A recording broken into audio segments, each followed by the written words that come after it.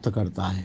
गीता में कहा गया है भूतानी जायंती भूतानी, क्या ऐसा कुछ कहा है कि जो प्राणियों की सेवा करते हैं वो फिर आके प्राणी बनते हैं, जो देवताओं की सेवा करते हैं वो देवताओं के धाम में जाते हैं, जो भूत प्रेतों की सेवा करते हैं वो प्रेतों के धाम को जाते हैं, और जो जो मेरी सेवा करते हैं वो मेरे धाम में आते हैं। तो जो राम की सेवा करेगा वो राम के पास जाएगा, जो कृष्ण की सेवा करेगा अंत में वो कृष्ण के पास जाएगा, जो दुर्गा की सेवा करेगा वो दुर्गा के पास जाएगा, जो सूर्य की सेवा करेगा वो सूर्य के धाम को जाएगा। ये नियम है।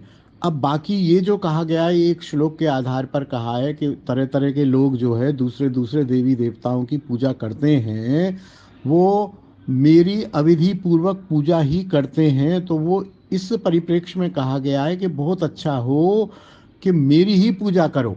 जैसे उन्होंने ये भी कहा है गीता में कि जैसे पेड़ के जड़ को सींचने से पूरा पेड़ पुष्पित पल्लवित हो जाता है, उसी तरह से जो मेरी पूजा करते हैं उन्हें फिर किसी और देवी देवता की पूजा करने की ज़रूरत नहीं है। मेरी पूजा से सारे देवी देवता प्रसन्न हो जाते हैं।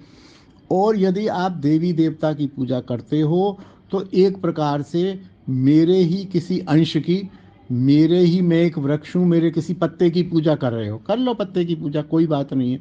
कर लो एक डाली की पूजा, कर लो, कोई बात नहीं। क्या कर तो रहे हो, पूजा ही कर रहे हो ना। पूजा करना भी कोई बुरी बात तो है नहीं। चोरी तो नहीं कर रहे हो, व्यभिचार तो नहीं कर रहे हो, डकैती तो नहीं कर रहे हो, पूजा ही कर रहे हो। पूजा पूजा एक अच्छे सद्गुण अच्छे सत्संस्कार के कारण है। लेकिन ऐसा नहीं है कि आप देवी की पूजा करें और उससे कृष्ण प्रसन्न हो, बिल्कुल नहीं होंगे।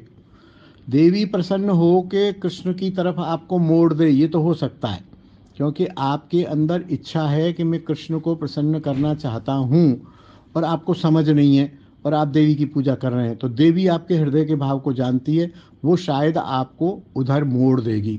शिव जी तो मोड़ ही देते हैं। शिव की पूजा करो आप और कृष्ण को हृदय में ध्यान रखो तो बहुत जल्दी शिव भोले भंडारी हैं, वो कृष्ण की तरफ भेज देते हैं।